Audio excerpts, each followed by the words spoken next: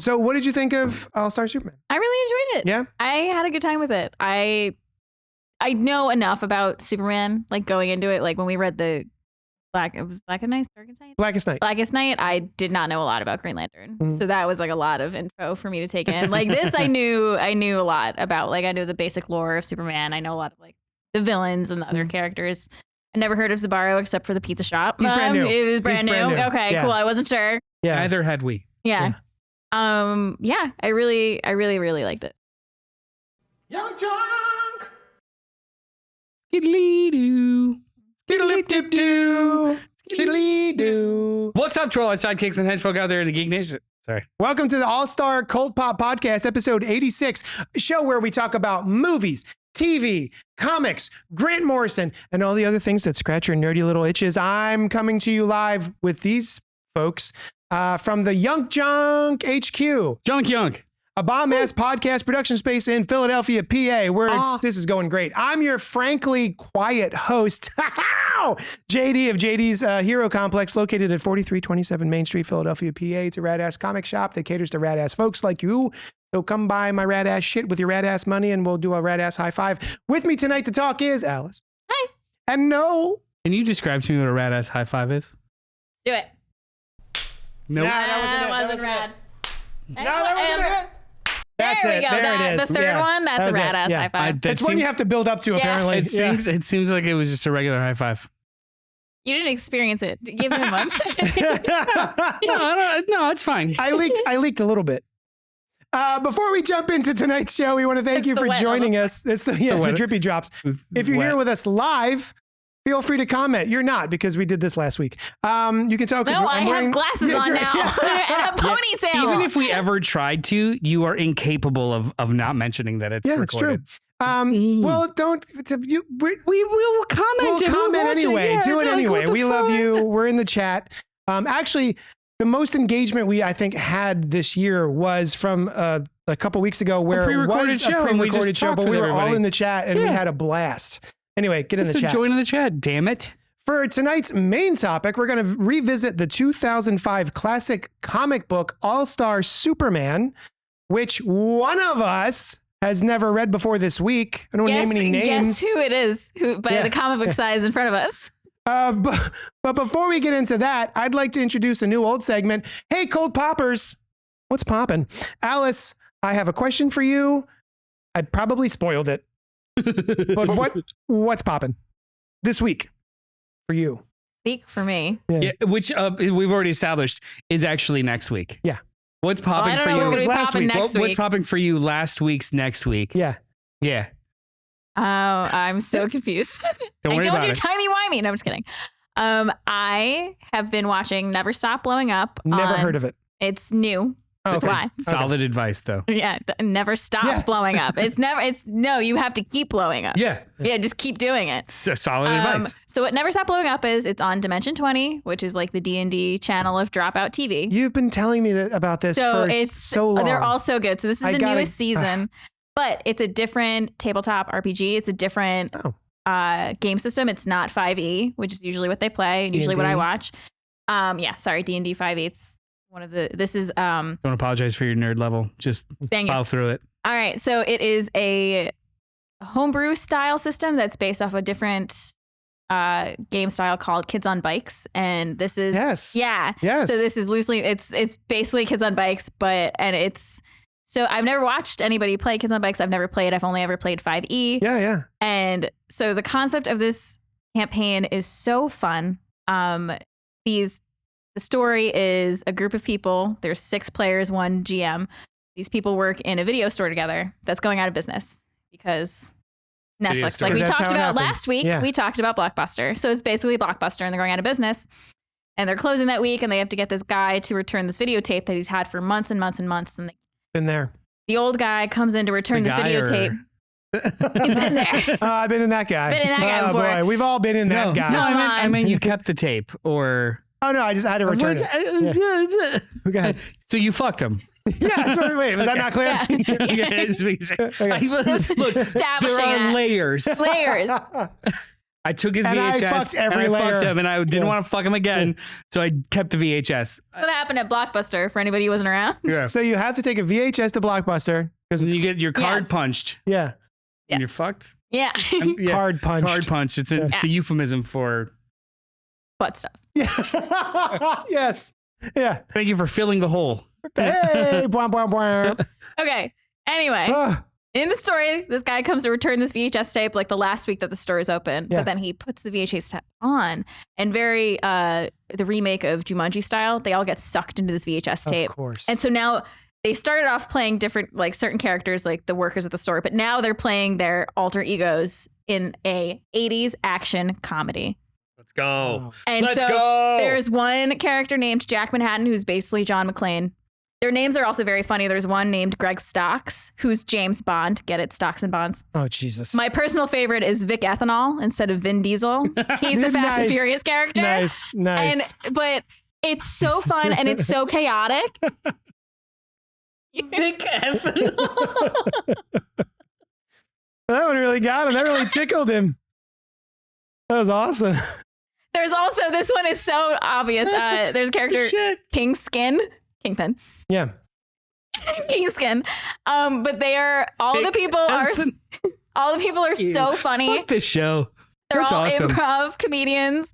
And the game master, Brendan Lee Mulligan, who's usually their DM or GM, he's said in like behind the scenes stuff, like this is the show where he wants to meet their crazy. So he's not going to like try to like sway the story in a different direction. He's like, no, you're going down a rabbit hole. I'm going to follow you. Nice. And so some of the bits it's like the most chaotic I've seen Dimension 20 be. And it's hilarious. I was crying laughing watching the last episode. There's a new episode out. Well, I'm going to say tonight, but it's last week because I was revealed. This isn't live, but it's always live. It's always live. If you're here, it's live. Anyway, it's brilliant. Huge fan. It's so much fun. Yeah, this looks. I'm sorry, I brought it up on the interwebs, and this looks great. Oh, and cute little tidbit. So the Jack Manhattan character, who's basically John McClane, is played by Izzy Rowland, who is Brendan Lee Mulligan's wife, and he made this whole campaign as like he dedicated it to her because her favorite movies are action comedies. Oh. So he made this whole campaign like just tailored to her, and she's pregnant with their first child during the filming of it. And it's really cute. It's adorable. And she's like loses her mind crying like most of the time, like laughing, crying. It's just so much fun for her. Oh, they're married? I've seen clips of her. She's hilarious. She's incredible. I love her so much. She's also funny. Yeah. When are you going to give me your login? I have to get it. So I'm on my brother's login. So I have to get it for Tim. I ask this every time and I forget. I don't even have my own login. Son of a brisket. I could probably get my own. It's only like $5 a month. It's not that bad, but should just, you're right. They're so good. No, I shouldn't even. I'm just not sure if I would, because I get into little habits where Adventure Zone. Yeah. I'll listen to like 5 episodes straight of the Adventure Zone, and then I won't Adventure Zone for a year. Adventure Zone is a lot of fun. And then I'll come back. The Adventure Zone guys are in a Dimension 20 campaign for one bit. Side quest is what they call the shorter campaigns. Nice. And that one's a lot of fun. But the brothers McElroy. Yes. And their dad. And he's also in it so too. Cute. Yeah.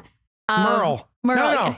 Yeah, it's Merle. I think so. Yeah, that's the character he plays is Merle. Yeah. But Dropout TV isn't just D&D stuff. It's also fun comedy shows. There's a show called Smarty Pants, which I'll probably talk about in another What's Poppin'. Well, they're all either what you been popping this week, huh? What's been popping this week? They're all games, right? Yeah, some of them. The Smarty Pants show, they're all basically games. The Smarty Pants show is they all sit in a room together, and 3 of them have created PowerPoints for like a ridiculous topic, and they have to like convince people of different things that they believe in. And it's obviously hilarity ensues. Yeah, but it's always usually like the same group of people.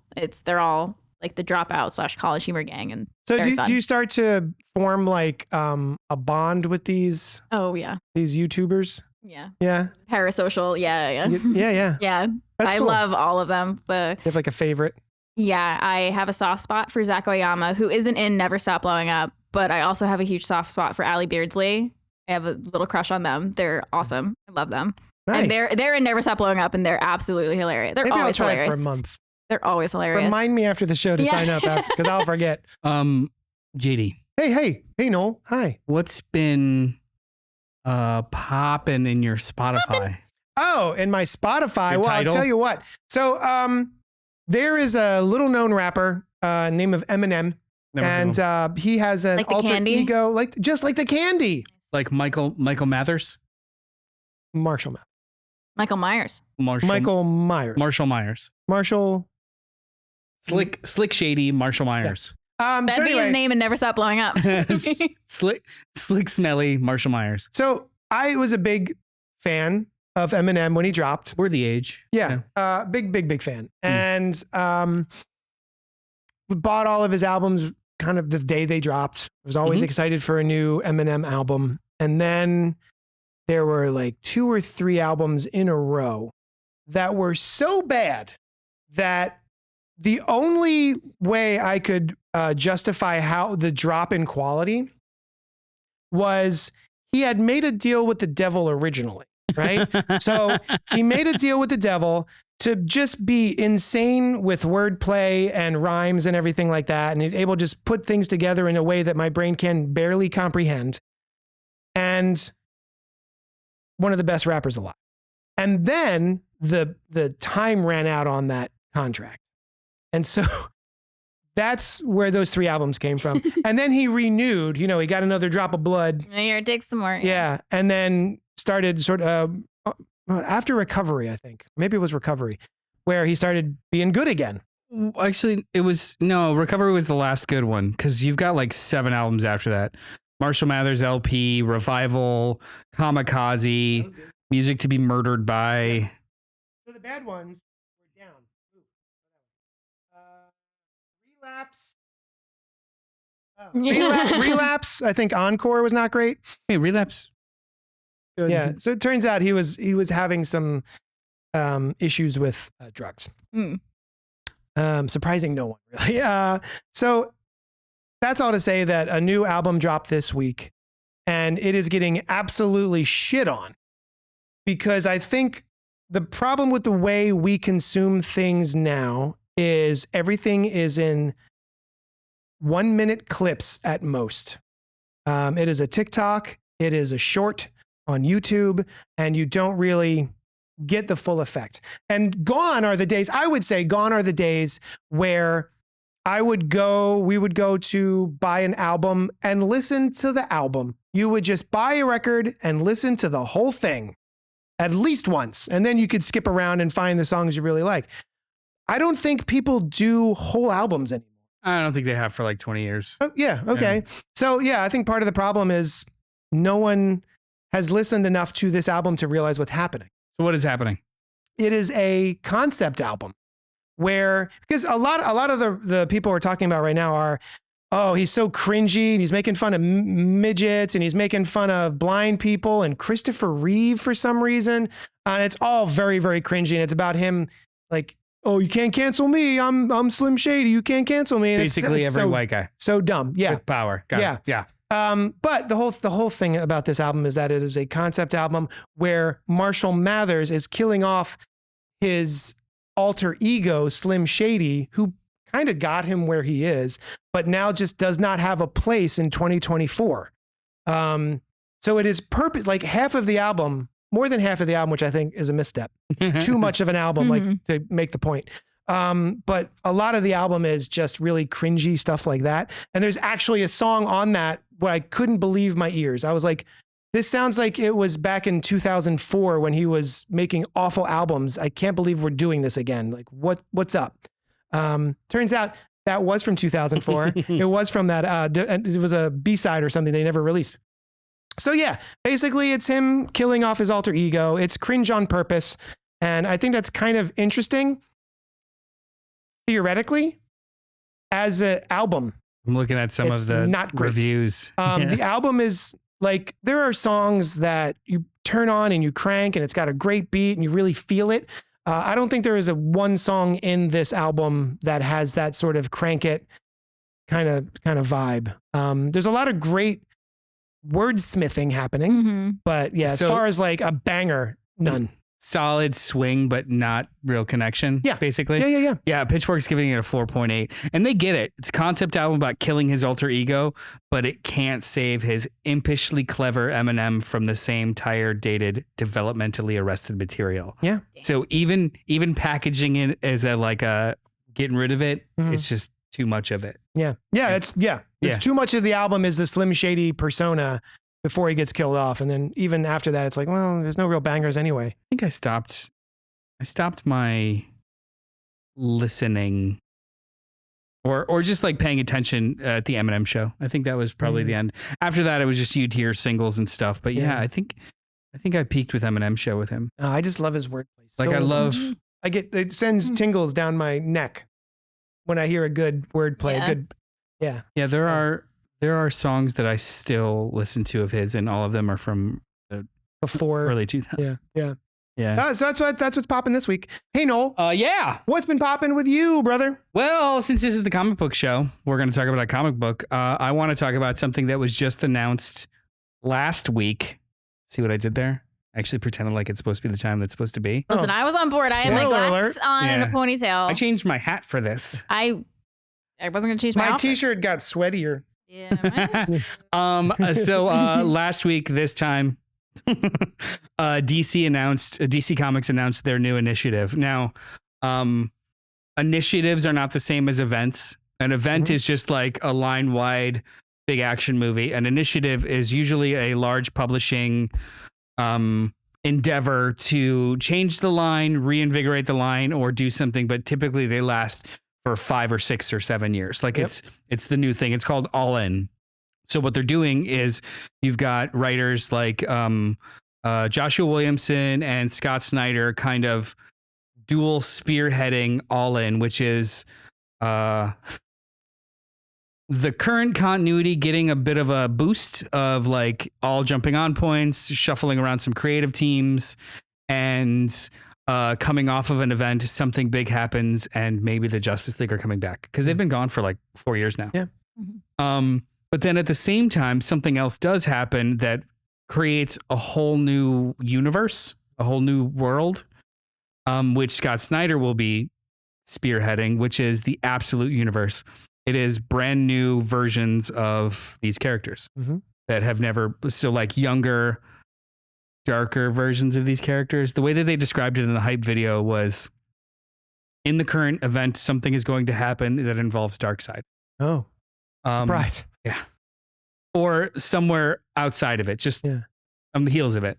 And this new world or universe is much like how the DC universe is kind of filled with a Superman style energy. Yeah. This one is more like Darkseid energy, more like something a little wonkier. Kind of like Dark Multiversey. Maybe. But not as explicitly. Yeah. But we're getting new. Anybody that's been alive for reading comics for more than 20 years, it's the new Ultimate Universe, guys. Yeah. But it's just for DC, which they've never done before. We're getting a new Batman, Absolute Batman, who looks like a big old thicky dude with grappling hooks, written by Scott Snyder with art by Nick Dragotta. From East of West. He does look right. He's a look at that logo. Look at those too. legs. Like, He doesn't skip it. He's thick with 3 C's. Yeah. We're getting a new Superman title, written by Jason Aaron with art by Rafa Sandoval. He looks, he's got like shaggy hair. He looks fucking cool. Yeah. With like gauntlet style arms. Yeah, man. Looks like really, the really look cool. Of this guy. And we're getting his jib. And we're getting a new Wonder Woman written by Kelly Thompson with art by Hayden Sherman. Does Wonder Woman have tattoos? Yeah. I'm trying. It's like tribal tattoos all up and down her arms. That's and really cool. And she's riding some sort of dark Pegasus looking thing. I immediately love that. Yeah. I have no idea what these stories entail, how they're going to connect to each other, but these and there's going to be more announced. Mm-hmm. The rumors are that there's going to be an Absolute Green Lantern, an Absolute Martian Manhunter, Absolute Flash. Ooh. Absolute Flash. Other names have been kind of banded, like other creative teams like Al Ewing and Dennis Camp, who's doing the Ultimates right now, and it's really great. Oh, cool. But what I think is really cool about this is oftentimes, or at least in the recent past, when they've done initiatives like this, they usually throw the baby out with the bathwater and just like try and get new readers. It's called All In because they're doing both. Great. They're maintaining the current continuity and letting all the old heads keep their old stuff. Mm-hmm. But then at the same time also pushing this brand new shared universe that you could just go play around in. Cool. And it starts in October. I thought that was pretty cool, and it's got me a little excited. Yeah. How excited were you for the last initiative? I guess it would be Rebirth? I liked it well enough. I was glad that we were reintroducing things that were gone from the New 52. And that New 52 was the initiative before that. Yeah. So yeah, I like Rebirth probably better than I like the New 52 because they were not all in on the New 52. No, they wiped the entire line and started from scratch, except for Batman, and except for Green Lantern. Yeah. Like just anyway. So yeah, I'm curious about this. Yeah, no, I'm pretty excited. There's a couple that I'm gonna totes pick up. And the Snyder and Williamson have explicitly said this is not like a quick maxi series or mini. These are new ongoings. This will be a thing for the next couple of years, and I think that's kind of fun. So it's funny. This feels a lot like what I assumed the All-Star line of books were going to be, then what I thought the Earth One line of books were going to be, and they just all of them petered out. They didn't peter out so much as they just, it was here's a good idea, and nobody coordinated. Nobody did anything together. They were all just like separate things. Because like Wonder Woman Earth 1 was great. Green Lantern Earth 1 is amazing. Batman was great. They don't exist in the same continuity. They are not coordinated with each other at all. This is different. Yeah. All-Star just petered out altogether. Yeah, really. Because only 2 were made. 1 3/4. Because they never finished All-Star Batman and Robin. That's okay. Yeah. Okay, that's what we're going to read next. I mean, I would do it. That would be a good conversation. So that's what's been popping this week. So let's move on to the next thing we're going to discuss. And I'll tell you what that is. You probably guessed. All-Star Superman from 2005, written by Grant Morrison, art by Frank Quitely, ink and colors by Jamie Grant. The Man of Steel goes toe-to-toe with Bizarro, his oddball twin, and the new character Zabaro, which I think is a pizza place in the mall, and also from the Bizarro planet. And Superman faces the final revenge of Lex Luthor in the form of his own death. All-Star Superman is a spectacular reimagining of the Superman mythos from the Man of Steel's origin to his greatest foes and beyond. 12 issues, bi-monthly-ish, between November of 2005 ending in October 2008. Yeah. I was immediately excited for this. So, bit of preface. Grant Morrison, for me, is half the greatest writer in the world and half what the fuck. There are like this. There'll be a book that I'll read of his and I'm not high enough for this. I am not reading it from the 5th dimension. Like, this doesn't make any goddamn sense. 65-35. Yeah. 65. I used to say 75-25, but then over the years, it's just been like half and half. After Green Lantern, 65-35. Yeah. It used to be 70-30. Yeah, Green Lantern brought it down. Yeah, exactly. Yeah. So I need to reread that. This is Grant Morrison is one of the best writers in the world. I love this book top to bottom. I was really glad that Alice had not read this yet, because that meant we had a excuse to revisit this, and I haven't revisited it in a long time. Really, it's funny. I didn't. There was a receipt in. Kai took it out and ripped it up, but I had the receipt from when I originally bought it in 2010. Yeah. Yeah. These. I didn't realize it was that long ago. I know it because of the logo, the DC logo. It's I have the Peel logo. You have the. You don't. You have the. Yeah. So like. The DC Comics have arbitrarily changed their logo like 6 times in the last 15 years. Yeah. I have the original New 52 Peel logo. I kind of like that. And then that was the one that was like right before it. Oh, okay. And now it's the crest or like the badge, like the circle badge. This one. Yes. I miss the bullets. The bullet one where that's like all the stars around to it. The bullets. Yeah, but it's kind of but boring. Sorry. I mean, it's centered. I like that. Cool. Why does it have to be like this? I can't just be like this. Because that's how I live my life. Show like this. Yeah. So, like, hi. Noel, hi. How did you feel about going into All-Star Superman back in 2005? Back in 2005, I was getting this in issues. I was crazy poor, fresh out of college. This was probably the only book I was pulling. And it came out every 3 to 6 months. Yeah. So I originally read this in such staggered chunks that I almost don't remember a lot of it. Yeah. I just remember like large beats. Same problem. Yeah. It came out so infrequently that it was wild. Also, too, again, early to no internet. So it's not like there was infrastructure that told you when something was coming out and how late it might be or how late it won't be or solicitation. Like, well, I hope that shows up eventually. Yeah, it was just you were at the shop and maybe it was there, maybe it wasn't. We'll see. Yeah. So I read it over the course of 3 years and barely retained pieces of it, but I knew that I loved it. Mm-hmm. Each issue was in itself. Like by the time you get towards the end of the book with how many tasks has he accomplished, I didn't know. I was like, I'm just gonna, I mean, even just reading this now, I was like, wait, how many tasks has he done? So I don't have to pull this out. Let me see your book. I loved it. Part of me loved it because I knew I was supposed to. You know what I mean? Like, everything it's a big deal. Everything about this is a big deal. Everything about this is done so well. Even if I might not be dancing to its specific tune or on its wavelength, I knew that I was reading something that was important. Like game changing. Yeah. Right. Yeah. So even the stuff that didn't like emotionally resonate with me, I was still like, okay, cool, let's keep rolling because the zeitgeist told me to keep rolling. Seriously, like sometimes it puts you in the right direction as opposed to groupthink. It's just like, no, you should be reading this. Like, even though you want to drop off because you've been waiting 4 months for the last issue, stick with it. Keep going. So this was the first time I read it all the way through in one clip in 10, 15 years, 10, 12 years, something like that. Yeah, a lot of stuff I didn't remember. Okay. A lot I didn't remember.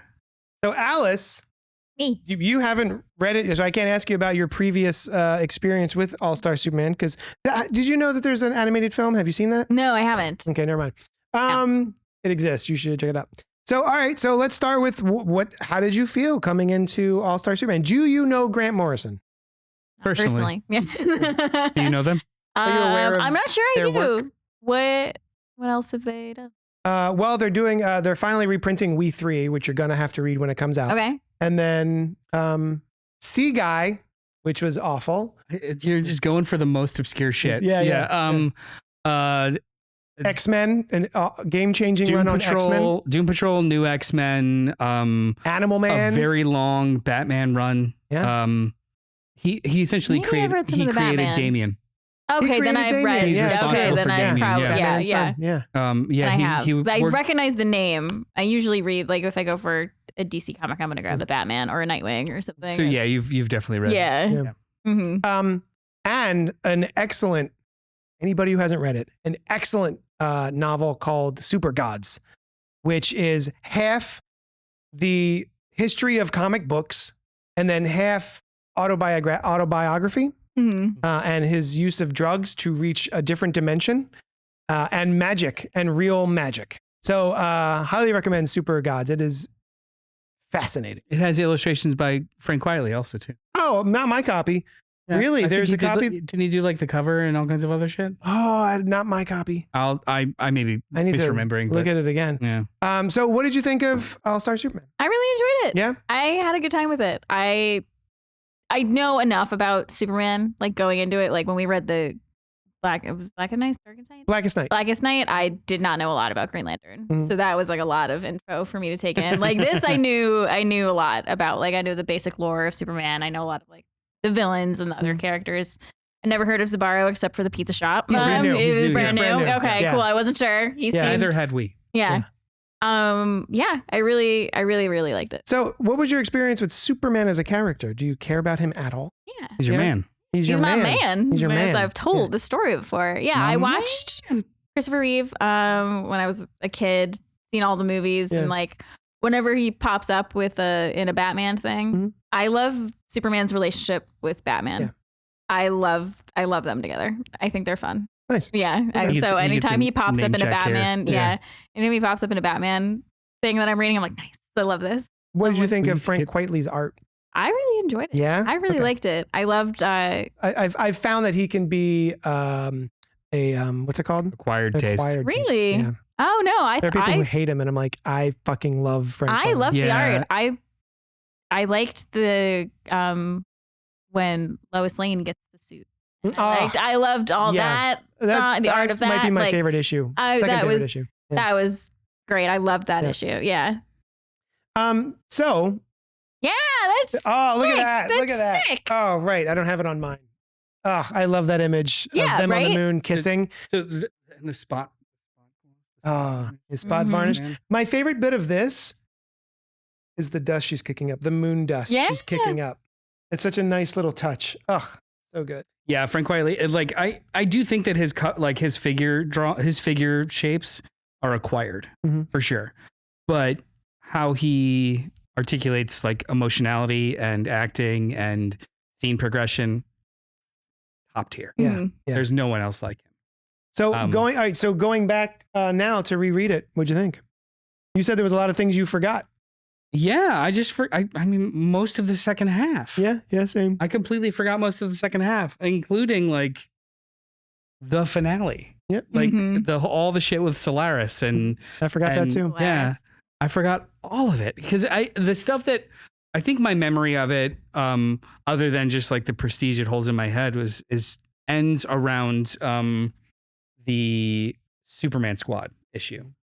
That's like the emotional peak for the whole series for me. The idea of him. Spoilers for a 25-year-old book. I'm sorry, or a 20-year-old book. Pa Kent. The Pa Kent. And the way they did wonderful feat was so Grant Morrison. Yeah, they're fighting a chronivore. They're fighting a chronivore that eats time. And basically, while Superman is fighting the chronivore, it eats 3 minutes of his life that he doesn't realize are missing. And those are the 3 minutes that he could have been helping Pa Kent while he's having a heart attack. Yeah. So good. Yeah. So good. But so the way that it's presented in the book, though, is the issue doesn't give you any of that context at the beginning. It is just a past story. You're seeing a young Superman story. And then these Supermen from the future show up. And it just goes on. But then it's revealed at the end of that issue that the unknown Superman was actually our current day Superman. Who was given the opportunity to say goodbye to his father. Last moments. I know. But the way that the structural bait and switch of it all, I just thought was wonderful. Because like in the context of this book, we could see a past story, but it reveals that it's a current day story. And this at the end for our character, it is happening now. Yes. Even though it's in the past. Yeah. So like that's the emotional peak of the book for me. And then after that, I guess I just kind of forgot the details after that. But I obviously remembered the very ending where you know what? I did remember the ending, but I didn't remember like a very specific detail I just thought he went in and reignited the sun. Right. But he's actually in there trying to build a new sun. Yeah. So he's still alive. Yeah. I just thought it was kind of like myth making. Yeah. But the idea of like, oh no, he's probably up there just kind of like building a sun. And you know what? You know what didn't occur to me? The title is literal. All star. At the end, he is a star. God damn it, Grant Morrison. That was the first thing I thought of when I finished. I was like, if you think about it, too, the Prime Superman that's golden, I actually think that's him. Oh, that is. That's him in the future. Yeah. Yeah, he eventually comes out. I think they mentioned like one thing at the end. Oh. They mentioned that that's... I just kind of... He'll be out and I'll be here waiting for him. Oh, I thought that was just her happy talking, not a confirmation that that's him or not. Like, I felt like that was him. For sure. I felt like it was him. Yeah, but I thought so. That conversation was not confirmation. That conversation was not confirmation for me. It was just her being hopeful about the man she loves. Like, I'm just going to wait. Yeah. Can I say a biology nerdy thing? Please. Yeah. They say my favorite word in biology, apoptosis. Oh, I'd never heard. And I was like, I don't even know how to say that out loud. There's actually some debate. There's some debate on how it's pronounced. I like to say it apoptosis because it's just fun to say. Yeah. It's a nice mouthfeel. So apoptosis is the other one? But some people say apoptosis, or like some professors would be like, oh, it's not apoptosis. And I'm like, I'm going to say apoptosis because it's more fun to say. And you knew what I meant. So what is apoptosis? Cellular death. Oh. So it's just cells die. It happens, like cells die all the time. So it's a natural thing, but I guess not for Superman. Yeah, no. But as soon as they said apoptosis, like they were describing what was happening and I was like, it's apoptosis. And then he says it and I'm like, he said apoptosis. Get them good cells. So yeah, I mean, I'm sure you already know, but the story basically boils down to Lex Luthor has killed Superman. He has sent him on a mission unbeknownst to Kal-El. He has been sent on a mission to the sun. Which part? All of it? Yeah. Mm-hmm. That's and on the back of this. Even though Superman himself, his cells are powered by solar radiation, he overloads on cellular radiation and gets cancer and is basically dying. And he's got all of these things that he wants to accomplish before he goes. Yeah, supercharged cells. They just keep exploding. Yeah. Which is just cellular death. Other thing I forgot. He gets new powers because of it. Yeah. Because the way he saves the thing in the beginning. As much. Yeah. Superman is shielding us by extending his own bioelectric field. It's like, he can't do that. Yeah. What is he? What are they talking about? Yeah. What? Yeah. Yeah. It's and then it's like, oh, he's got new powers. He's got new powers because he is exponentially super smart. Everything is heightened, and he has new powers because everything is firing on all cylinders until he peers out. I just think that's awesome. Yeah. This book is fucking great. It's so. It does some of my favorite Lex Luthering. He's pure villain. What I like about this, I like the eyebrow. That fucking eyebrow thing. God damn it. Because I'm reading the book, and Clark is walking around with Lex, and all of a sudden I'm like, did Frank quietly forget to put an eyebrow on Lex? He's like got one eyebrow. And then I look at the next panel. Oh no, he's got one eyebrow. And so I had to go back and be like, he makes a comment about Clark Kent's eyebrows. They're like, they call that the Superman swoosh in most places. Like men try to get that, and then you find out that he draws on his eyebrows because he has no hair on his body. Oh, I thought they were like little tubes. You can see like a very brief panel of him just sort of like he's sweating and he just sort of does like this, and that's where he loses his eyebrow. Yeah, so he has to draw it back on. But I'm sorry. What I really like about this is that it is a super dangerous Lex Luthor mixed sort of with 1978 Goofy Luthor a little bit, played by Gene Hackman. I don't know if it's goofy. It's exaggerated. Because there's nothing goofy about this dude, but he's very exaggerated. The things that are happening around him. He's theatrical. He's very theatrical, and he thinks that he's the king shit. And he thinks that he's in charge of the whole prison. Meanwhile, people are trying to murder him, and Clark is accidentally protecting him. I loved that whole sequence of Clark being a bumbling idiot, but he's really just saving Lex's life like 5 times. Yeah, and like, oh, you bumbling oaf. And it's like he literally just saved your life again. Superman, who's so good at being Superman that he's able to pull off being a bumbling oaf while also saving your life at the same time. Some of my favorite stuff. Yeah. When they revealed, they didn't really revel it. When it's leaked, the look of David Corn Sweat. Corn Sweat. Yeah. His Clark look. It's this book. The curly-ish kind of hair. It's this oafish, but kind of schlubby, curly hair and a suit that doesn't fit kind of look. Mm-hmm. This is, I want to call it out as you're saying, the first time that I've ever seen an artist make Clark and Superman look different enough that you would go, oh, I could see why no one knows who that is. Exactly. Because every other thing I've seen, I feel like it's just him putting on the glasses. That's it. Like this. Yeah, but he still has a bespoke fitting suit and slick back hair. Like he doesn't look like this. A schlub I was at like, all. okay, I get it. And there's even a part towards the end where, Clark runs in. Yeah. But obviously, it's really Superman. But they even say, like, you look buffer than usual. Yeah. And like, have you been going to the gym? And then he reveals, like, oh, I'm actually Superman. And they're like, oh, is Clark okay? Like, did you put him in your Fortress of Solitude? And he's like, yeah, he's fine. Yeah. I think that was Jimmy kind of helping him out too. I think Jimmy does know. And he was kind of helping him out, like, oh, is Clark okay? Yeah, you do a really good Clark impression, Superman. So do you think that they just make a Superman or they impregnate Lois with a Superman? Oh, at the end where they're making another Superman? Yeah, Project 2. Yeah. I think they're just they've cloned him. There's the two? Okay, cool. Yeah, it's just, I don't think he does have a legacy of some sort. I don't think they insert anything into Lois. Well, she could be a willing participant. She wants to carry a show. But yeah, this is the first time that I've ever seen an artist like somehow he even gets a little bit of a second chin. He just kind of like pulls his chin back, and it's right here. He hunches. I like to add so glasses. Cool. Do I look different? Yeah, actually, like look like me.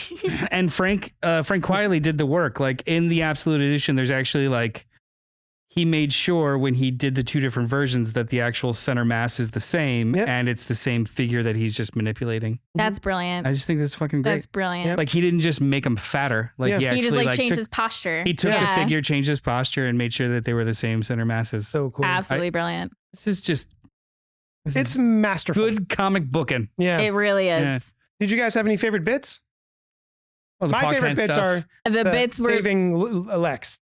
Yeah, saving Lex and the freaking eyebrow bit. I didn't notice it at first, and then his niece or whatever niece says like, "Oh, your eyebrow," and he like turns around quick and draws it on hastily and like really badly. Arching. Yeah. You go no. Oh. Well, yeah, that's a good bit. No, when he visits Lex for the last time, that's you passed it again. That scene when he visits Lex for the last time, he actually like.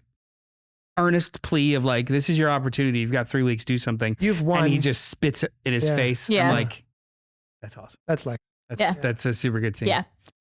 I like the bits of him saving him in the prison. Like, oh my God, it was so, and he's like, oh, I can't see with my glasses, laser vision. The jumper scene has been misappropriated so often lately. Yeah. What? The suicide jumper, the suicide attempt that he thwarts in like 4 panels. So good. People, just people that have terrible media literacy and like edgy, dumb shit are like, Superman, she would catch her. I'm like, you don't understand the emotional core of the scene. Yeah. To, like, is like the comfort in the moment of another person being there for you. Not just catching not her. just Superman being Superman. He's being a human. The character is emotionally mature enough to know that you can't brute your way through things, and you actually have to like, comfort and change minds. Yeah, this is my favorite characterization of Superman. He's like, he maintains his wholesome core while still being in like really kind of cool, gnarly stories. Yeah. I liked the Bizarro bit, although trying to read what they're saying. Bizarro speak. So I was losing my mind. There was a Jason Aaron story that was 3 issues this year. And we reviewed it on Fresh Floppies, and I was like, I hate Bizarro. I hate reading Bizarro. In the context of the story, they did change the rules of Bizarro speak, so at least it was consistent. Yeah. It was just annoying. I liked it though. Like everything's backwards reverse. I loved the bit where their Wonder Woman turned into a statue instead of being from a statue. Like I loved that. She hardened to clay. Yeah. Like, and also their Batman was shot by his parents. Yeah. I loved how it was all just backwards and wrong. It was really fucking twisted. Oh my God. Really funny. Yeah, this book is wonderful. I might have misremembered too the Pa Kent stuff. Like do you think that he let Pa Kent know who he was? Oh, right. Because there's a sequence where they're just like watching a sunset. You don't see their interaction off. Yeah. It's off panel. Whatever they said to each other was off panel. Yeah. It always makes me wonder, like, did he maybe talk to his father, like, just wanted to say goodbye? Like, and then they kind of fade out. You don't see, like, him have the heart attack in his presence. No, I don't think they do. I don't think he does let him know, which is a shame. It would be cool. Because the last one he's saying is Pa Kent saying, he'll be okay, won't he? The boy. It all comes out right in the end. And then we find out later. But is he asking because he knows? Yeah, I don't know. It's either way. It could be read either way. Yeah, it's true. It's good. I guess you could, one of my other favorite bits. Yeah, then he's alone when he collapses. One of my other favorite bits is Lex Luthor. Well, first of all, the fact that they tie it back to issue 2 or 3, where Lois has the superpowers for 24 hours, and he's able to co-opt that to make his own. And that was another bit I loved. Her birthday, just getting to be super powerful. Yeah, he like corrupts Superbot 7, and then Superbot 7 sacrifices himself because he feels ashamed for letting Lex. Yeah, it's so good. But anyway, When Lex finally does have all of the powers and sees the world Superman sees it, and he breaks down in tears. Mm-hmm. Like, it doesn't change him dramatically, I don't think, but it's certainly enough for him to be like, oh, fuck. Yeah. I love that bit. So good. Yeah, 10 stars.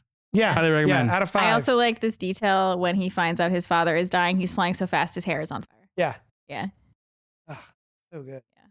It's a good book. Yeah. It's if you so haven't good. read, I mean, I know we spoiled a lot of it, but it's the journey. That in no way will deter from your enjoyment of this book. I think it is a classic. It takes everything that's classic about the hero, including some of the ridiculousness of the 60s and 70s stories, and modernizes them for current audiences, even though it was a 2005. And it still holds up. It's awesome. That's Grant Morrison's thing. It's his whole get. Like his entire Batman run was, I'm gonna see if I can incorporate all the absolutely ignorant shit in the 40s, 50s, and 60s and make it canon. Everyone was just too drugged up. Yeah. Like, oh, I'm gonna use this character. Oh, the Batman of Mexico. Yeah, cool. let's do it. Yeah, and like turn it into a. Yeah, so that's kind of his wheelhouse, and I love him for it. If you like this, read All-Star Batman and Robin. He's lying. Yeah, don't do it. Do it. But if you can do it, just be aware that you're going in for some edgelord shit. He's the goddamn Batman. Edgelord nonsense. What is the goddamn Batman? Swear to me. Goddamn Batman. Thank you so much for hanging out with us. And that I remember I jumped. Yeah. I mean, he was trying to wake her up. I'm sorry. The scene with Two-Face and Joker comes in and he goes, oh shit. Anyway, email us at cultpopgo@gmail.com. Let us know what you thought of All-Star Superman, and we'll talk at you later. Deuces. YUNKJunk!